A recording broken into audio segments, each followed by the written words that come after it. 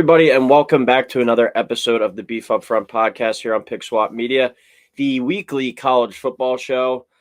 Joe, I said right before we pressed record here, it's a sad, bittersweet episode. We're here in week 13, the last week of our full regular season slate. Next week should be really exciting, though, with conference title weekend. That's probably the best weekend of the year, but this is like a savor this moment type of weekend where if you are a gambler, if you like our gambling picks, just bet everything this weekend because you're not going to get a full Saturday like this again for quite some time till next fall. So bittersweet episode, but exciting, fun episode as we are here in rivalry week. Big week ahead, some more matchups.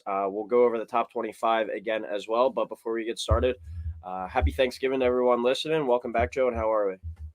Fantastic, Beef. Happy Thanksgiving to you. Happy Valley New Year to those who celebrate. Big night tonight. We're recording on Wednesday, day before Thanksgiving, day before the Egg Bowl, which was just going to be our first pick. Spoiler alert. Like you said, though, it's a bittersweet week.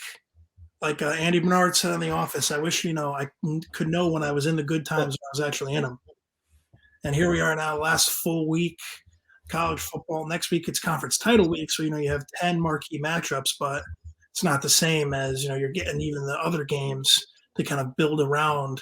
You're going to have a lot of one or two games happening in one window. So that's a shame. But I'm really excited. This is one of the best weeks of the year. And let's dive into it. All right. Well, as always, we'll recap last week real quick.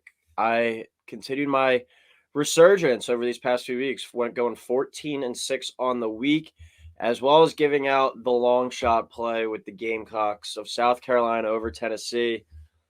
The call of my life. It'll never happen again. But that was a really just cool moment on Saturday night because a bunch of people actually took them, and people were just texting my phone and blowing up my phone. A bunch of people took them live as well. So that was just a cool moment to see them win, and that was just a pretty insane game. Joe, you had 8-12, bit of a cold streak you're on, but this is kind of where it matters most down the stretch as we get into conference title weekend. Remember last year we really shit the bed on conference title weekend, so looking to build some momentum this year going into that. But before we get into this week's Big Five slate, we'll go over the top 25 real quick. You got Georgia, Ohio State, Michigan, TCU sticking there in the top four. Then you got LSU, USC, Alabama, Clemson, Oregon, Tennessee rounding up the top 10. 11 Penn State, 12 Kansas State, 13 Washington, 14 Utah, 15 Notre Dame, 16 Florida State, 17 UNC, 18 UCLA, 19 Tulane, 20 Ole Miss, 21 Oregon State, 22 UCF, 23 Texas, 24 Cincinnati, and 25 Louisville. Anything you want to really touch on, Joe, in regards to the top 25? I'd say now after 6, besides Clemson, there's really there would need to be chaos for Alabama to get in because Auburn's not a marquee game this year. Yeah. There would need to be chaos for Oregon to win out and sneak. Those are complete doomsday scenarios. I don't think are going to happen. I think it's pretty clear cut. We're going to have Georgia, Ohio State, Michigan winner. I think it's going to be Ohio State. Spoiler alert. Also, I think TCU is just at this point.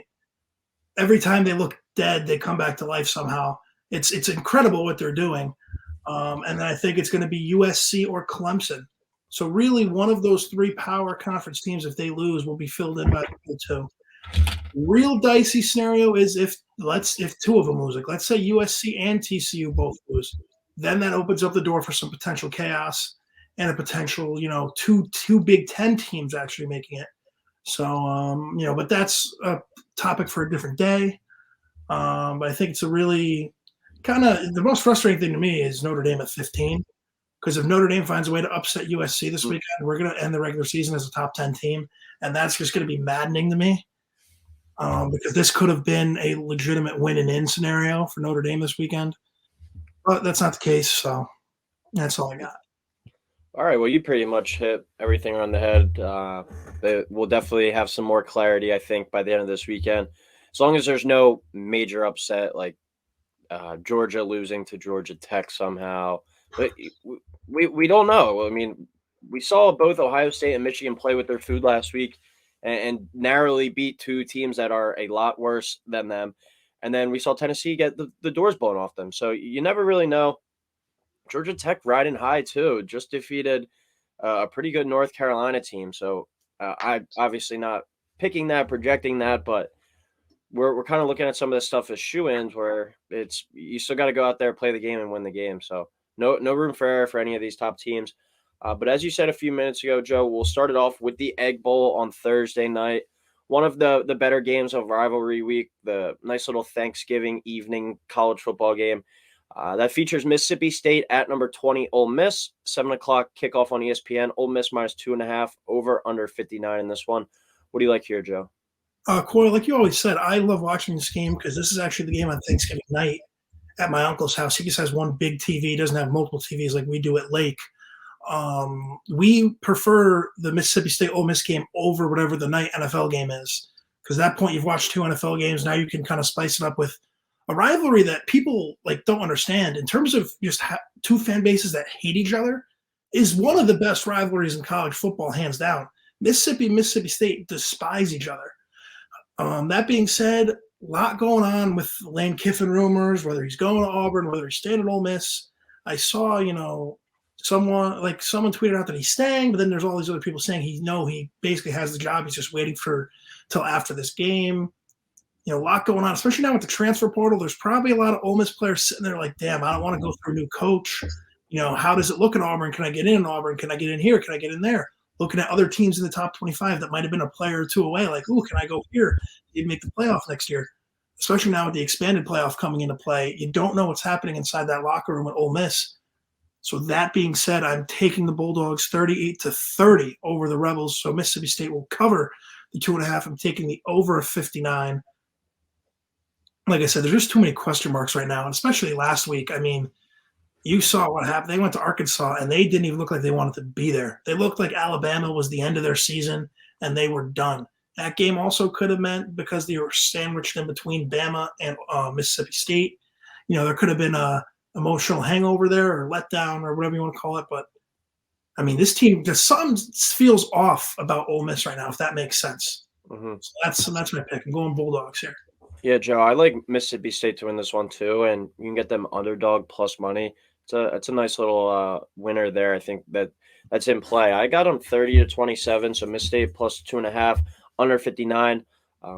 Kind of going back to what you were saying at the beginning, this is a fun way to wrap it up, just flipping back and forth between these two, the night NFL game and this game. And the night NFL game is Vikings-Patriots. I have a feeling that's going to be kind of an ugly, low-scoring game. I think this one might be more exciting, so I'm definitely going to be tuned into this one.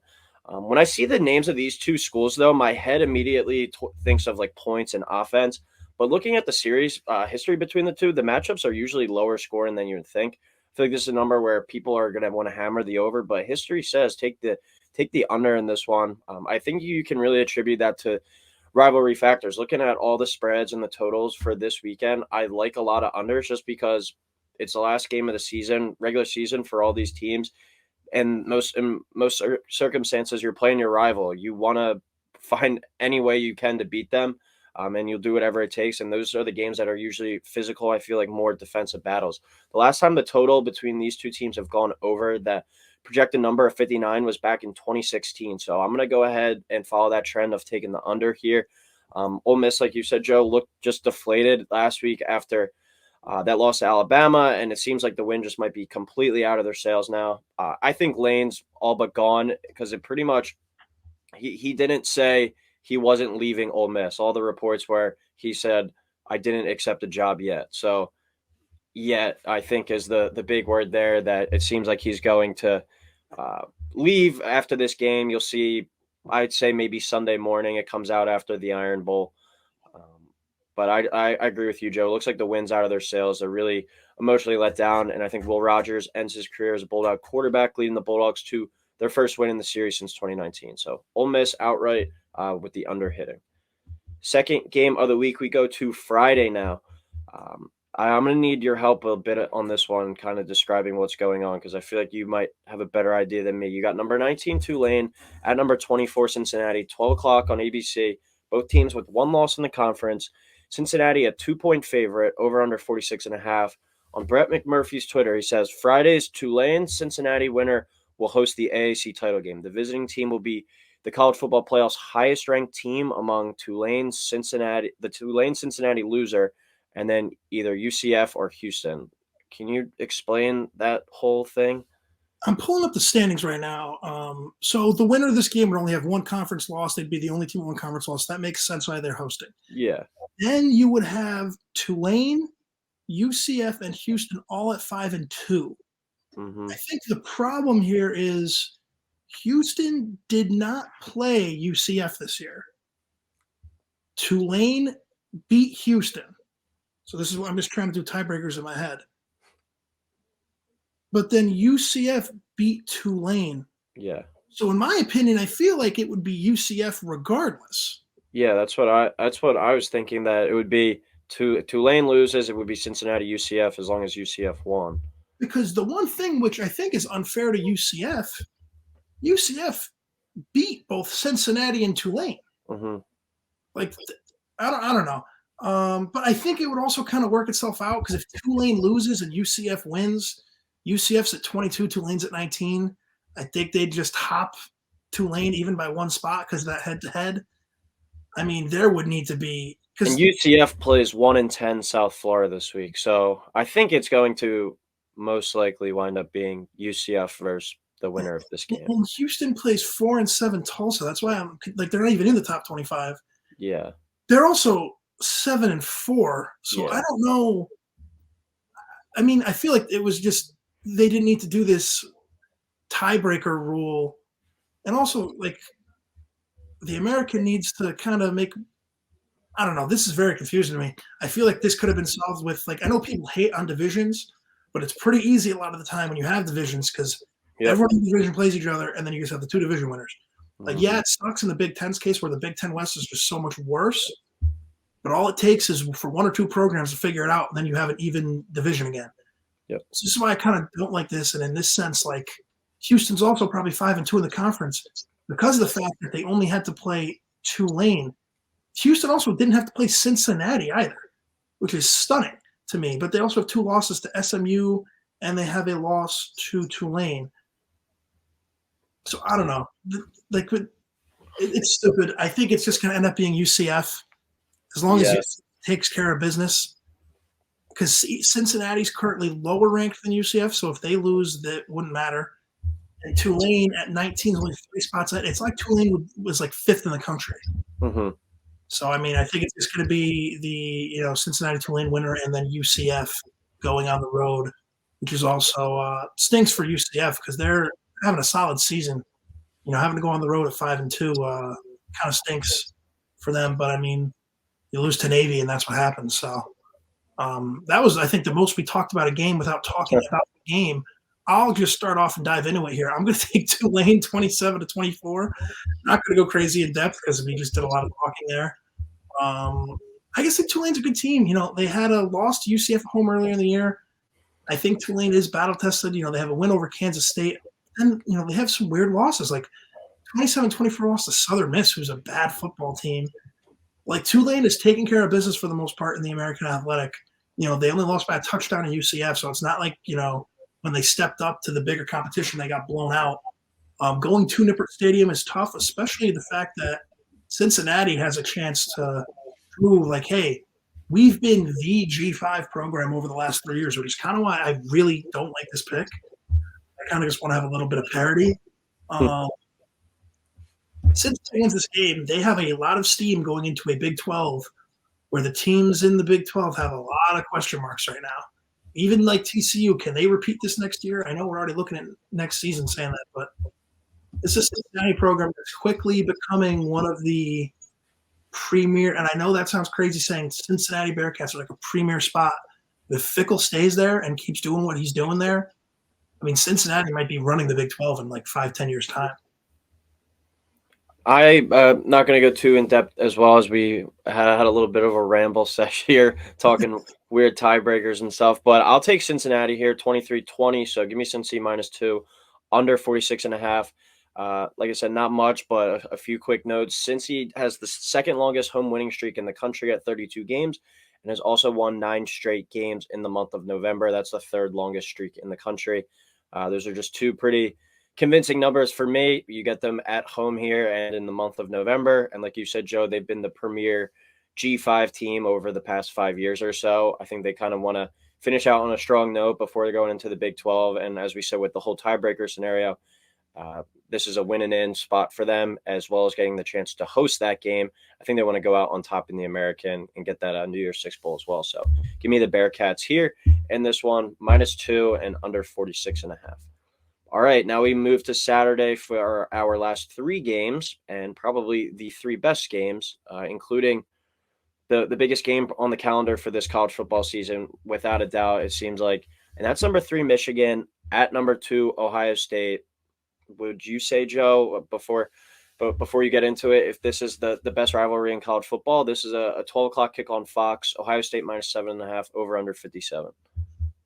Definitely that argument. It's either that or Bama Auburn. Like, I know obviously Auburn in the past 2 years has been really down.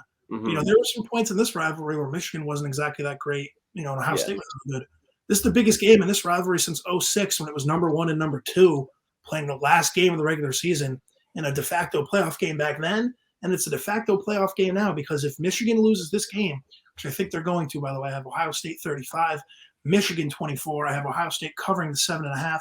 I have the over of 57 in this game. I think this is that Ohio State kind of puts the doubters to bed. I don't know if either of these teams can hang with Georgia, but, then what's the point of playing the games?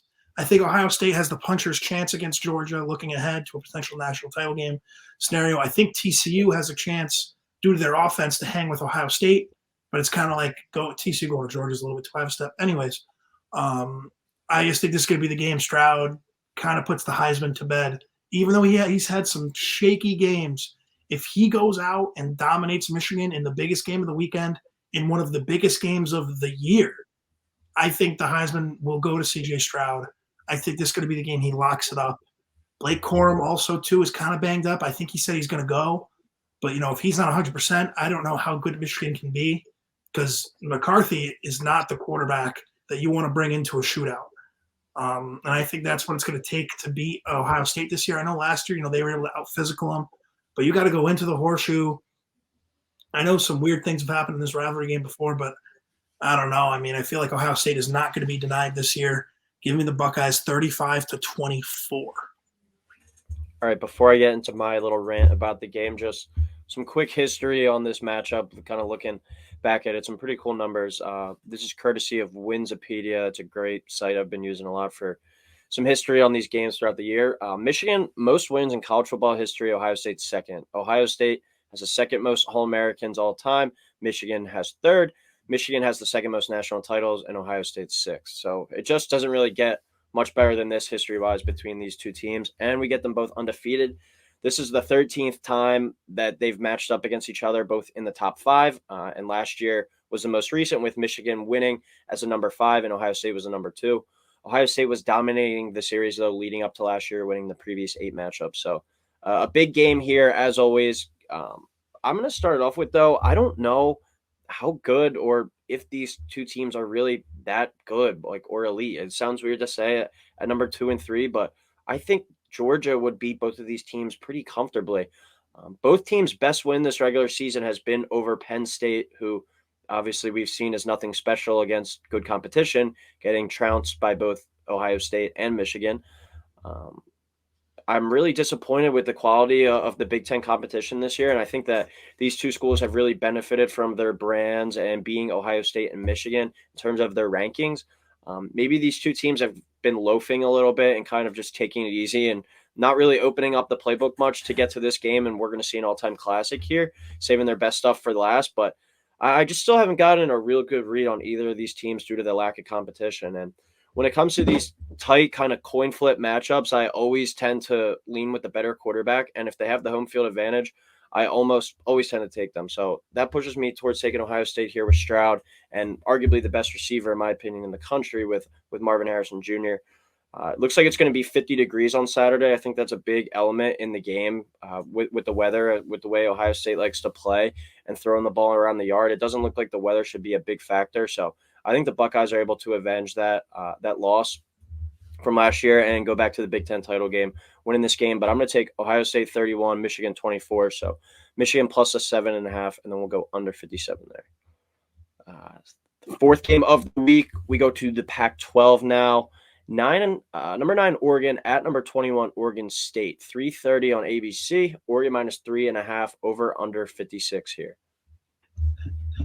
This is kind of my.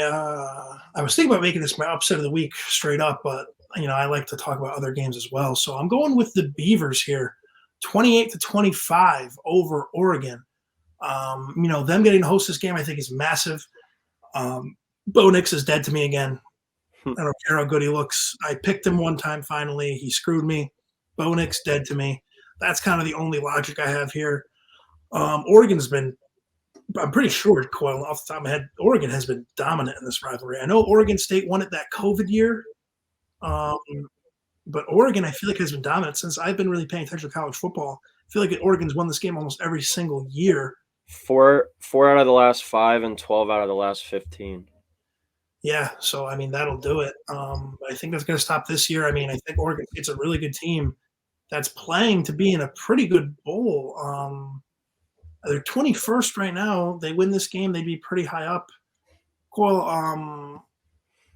I think they would. To win this game, you end up playing yourself into one of those, like, not the New Year's Six, but like those New Year's Day, like, bigger bowl games, or even like the Alamo Bowl. I feel like is always like one of the better Pac-12 teams against like one of the better Big 12 teams.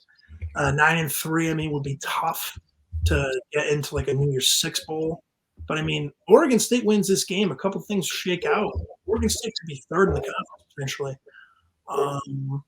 That being said, I think the Beavers are just gonna, just like a grittier, more physical team. That's what we always see with Oregon. They slip up when they have to play these physical teams. Oregon State is a gritty, grinded out type of team, and the Beavers are going to pull off the upset here. I think Bo Nix is going to kind of fade away. He's not normally as good on the road as he is at home, which obviously a lot of quarterbacks aren't. But Bo Nix is especially like up and down. So give me the Beavers here. I'm going to go against you here. I'm going to go with the Ducks. I'll take them 35-31. So Oregon covers the 3.5 there, and then we hit over 56. If my numbers were correct, just looking at the standings and with tiebreakers and everything, this is still a really big game for the Pac-12. And that is, that's what everyone hopes for going into the last season, last week of the season, meaningful games. I don't think the Beavers have a chance, maybe if everything possible goes their way, but they can ruin Oregon's chance to go to the title game. I think, Joe, correct me if I'm wrong, if Oregon loses and Washington wins, then USC is going to play Washington in the title game. That's what it's looking like here. I have the standings up. Oregon State, no matter what, is eliminated just because even if USC, Oregon, Washington, and Utah all lost, Oregon and USC would have 2 conference losses to Oregon State's 3. So Oregon State, but I think then they might be able to finish third. But I think, Coyle, you're right. If Washington wins, well, because USC's game is in conference. Yeah, no, USC is in. They're locked in. They're going to be the home team, I believe, even if Oregon wins, even though they didn't play this year. Yeah, but I'm pretty sure if Oregon loses and Washington wins, it would be Washington getting in because Utah did not play Washington this year, and Utah lost to Oregon.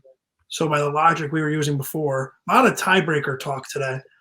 I believe Washington would be playing USC, but I think the USC wants to play Oregon just to kind of, shore up a playoff bid rather than playing a lower Washington team. Yeah.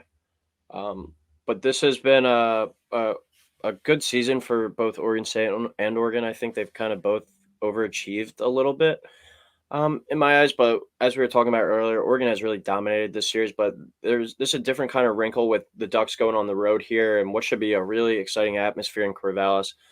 Since the second week of October, these teams only have 2 losses combined, and those are both to Washington. So it's going to be a good test, I think, to see what team finishes the year on a high note. I think to knock off Oregon, you have to put up points. Last week was kind of the exception where Utah played like a lower scoring game against them.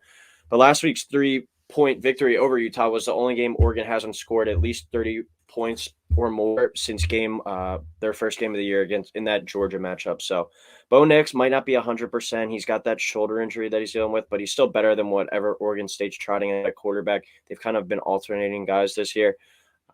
And the Oregon offense is averaging over 100 yards more per game than Oregon State. I just don't have faith in Oregon State to be able to consistently move the football with this high-powered Ducks offense. So I'm going to take the Ducks to continue their dominance in the rivalry and then go to play USC in what should be an exciting Pac-12 title game next Friday. And then our last game of the week, another awesome rivalry here. Number 15 Notre Dame at number 6 USC, 7:30 on ABC. USC -5 over under 62.5. I have USC winning this game 38-22. I have no faith in my Irish going on the road here to end the season. I mean, you look at Notre Dame, they're getting a lot of credit for beating a Clemson team who might not be that good. Because you look at Notre Dame, barely beat Navy, Boston College sucks, Syracuse sucks, UNLV sucks, BYU stinks, North Carolina decent, but not oh my god great, and Cal sucks. Then we have losses to Marshall, Stanford, and then obviously the Ohio State loss over the season. Coyle, I've said it a million times. If we win this game, this might be one of the most frustrating Notre Dame seasons I can remember. It's turning out to be one of the most frustrating seasons of my sports life. That's when 101 games only get a wild card spot. Jets are 6-4. We're in last place in the division, and you have Notre Dame. If you told me at the beginning of the season we were going to beat USC and Clemson, I would have been like, "Oh my god, we're going to the playoff." But no, not going to happen. I guess Notre Dame has the forces to keep up with USC. Caleb Williams is that freaking good.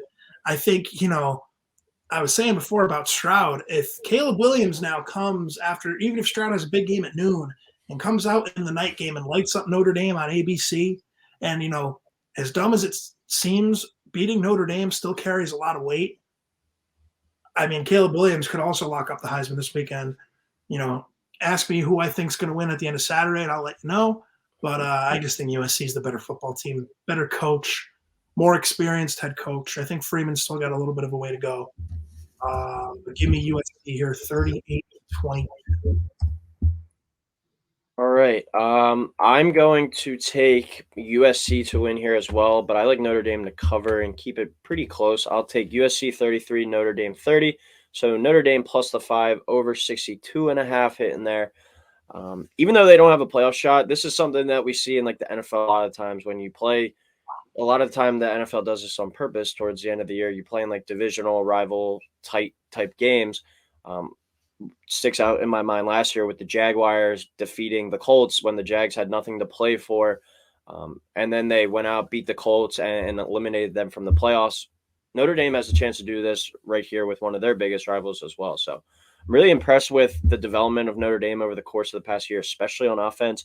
Over their last 5 games, starting with that victory over UNLV, they put up 35 a game. And with that offensive success, along with the really strong defense, and they have a shot to compete with USC here. They don't want to get in a shootout, though, and make it like USC, UCLA last week. I think they'll be toast in that regard just because I don't think their passing game is good enough.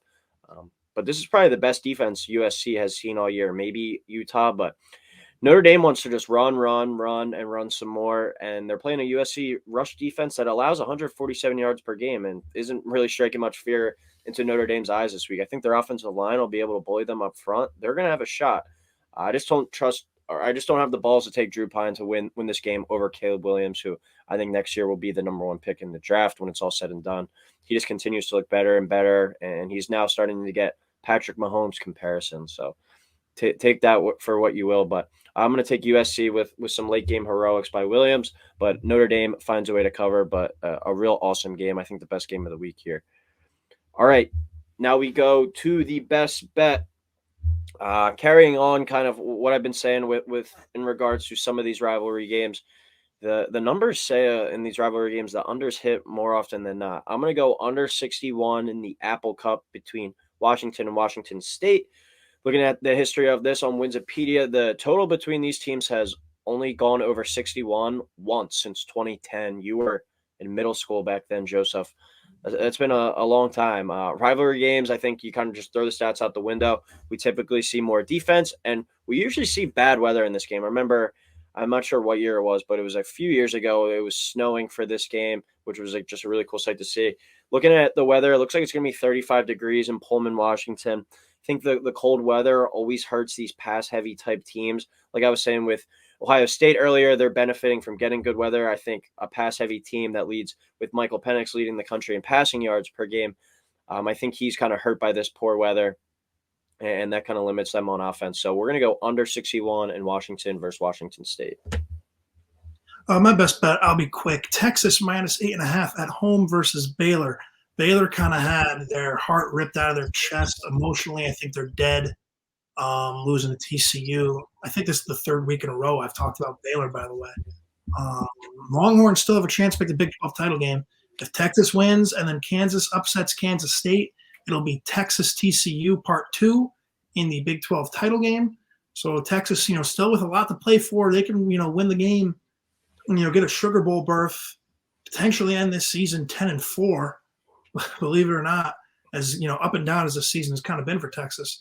But give me the Longhorns minus 8.5. I feel like they're going to have a pretty easy day. I feel like Bijan Robinson's going to have himself a day and remind everyone what that preseason hype was all about. Yeah, I feel like this podcast has become a Baylor podcast, but a Baylor hate podcast. I feel like we're talking about them every week, but we never pick them to win. So I'll lead the charge, yeah. And I lose money on them every week. So. All right, now we go to the upset special. It's very just sad. This is the last upset special of the regular season. But it only means one thing. You got to go out on a high note with some victories. We're going to go Mizzou over Arkansas. Missouri is a 3-point dog here, plus 130. They are 5-6, so they're playing this game for bowl eligibility. Senior day, this is going back to some of my logic from last week with South Carolina. It just is a big day for any program, and when you're at home and you have something to play for, if they don't win this, it's going to be a lot of these guys last time ever putting on the pads. It's emotional time. It's an emotional day. You think that they're going to come out motivated and wanting to get that bowl game, wanting to get that one last chance to play in a Missouri Tiger uniform. It would be the second straight year they go bowling, which for a Missouri team that's really stuck in mediocre kind of territory in the SEC, that would be a nice little feather in your cap, I think you could say. Arkansas came out and played probably their best ball of the season last week, knocking the shit out of Ole Miss. I think that was their kind of Super Bowl moment, that big moment, because it was their senior day last week as well. They wanted to have that good performance. I think now that they're bowl eligible as well, they don't have as much to play for this week. Missouri is 4-1 this year at home, and they took Georgia to the brink in that one loss. So I like Missouri over Arkansas in this one, plus 130. The Tigers, my last and final upset special of the regular season. My last upset special of the regular season is going to be the Louisville Cardinals at plus 126 to beat the Kentucky Wildcats in Kentucky. Going on the road, pulling off the upset here. Kentucky coming off a physical, tough loss to Georgia. I don't know how much they really believed in Will Levis. Because Will Levis, I still can't believe there were people in the preseason saying he'd be the number 1 overall pick. It's astounding to me. Him and Van Dyke, both CT boys. Yeah, yes, sir. Yeah, what does that tell you? Listen, I love high school football in Connecticut, but there's a reason why not a lot of people are going D1. Not saying these two aren't extremely talented, but I mean, number one, the Jets are going to take Will Levis. They're going to trade up number 1, get Will Levis, and have Darren Ruff playing tight end, and the season's just going to be over. But give me Louisville. They're plus 3.5, I believe. And I looked at the point. But on ESPN says they're plus 3. My FanDuel app isn't loading right now, so I'm not going to try to check there. They were plus 126 though when I looked at them on the money line. I guess like Louisville actually is a sneaky, decent team. I don't think they're 25th in the country, but I think they're like decent enough. Like they're frisky. They can hang around with a couple of decent schools. I think they can win this game, shore up a top 25 ranking to end the regular season, which, for Louisville is definitely a step in the right direction. With, last year they were 6-6. They were playing like Air Force in like the Serve Pro Bowl at like 12 o'clock on like a Wednesday. Like Louisville, believe it or not, was at a place a couple years ago where they were in national title conversations. Back with Teddy Bridgewater when they were in the American, with Lamar Jackson, they used to be relevant. They haven't been relevant in a while, and I feel like winning this game against Kentucky can kind of bring you, a step closer to that. Playing in a bowl game where you could potentially have a 9-win season. I think that'd be pretty good for the Cardinals. That being said, give me Louisville here. And they need some school pride with that dog shit basketball team they have going Dude, right now. they're so I know I exaggerate a lot. If you got the Misericordia basketball team this year, I think Misericordia would cover the spread against Louisville with a legitimate chance to beat them because Louisville is a special kind of bad. I don't know how it happened. Coyle, they lost to App State, Wright State. I believe they lost to Bellarmine. Who, of course, Bellarmine's saying we run the city of Louisville now. I didn't even know Bellarmine was in Louisville. They also lost to Division II Lenore Rhine in the preseason. Yes, I couldn't tell you what the mascot was, but Lenore Rhine, yeah, they pulled off that upset there. I mean, we're going to get into college basketball in a little while, you and I. But oh my, God, I think the free money bet is just take Louisville to blow every spread. They're terrible. It's the glitch. It's the infinite money glitch. All right. Well, that is our final episode of the regular season. Big show next week where we'll be covering all 10 conference championship games. So look forward to getting into that one. Happy Thanksgiving, everybody. Stay safe out there. Any last second things before we head out, Joseph? Happy Thanksgiving. Good luck to Woodland Hawks tonight. Big game against Seymour. I believe my mom told me they're calling it the War in the Woods. I believe that's the name of the rivalry now. Big game tonight. We win. We get a home playoff game. Shout out the Hawks. All right. Sounds good. Happy Thanksgiving. We will talk next week.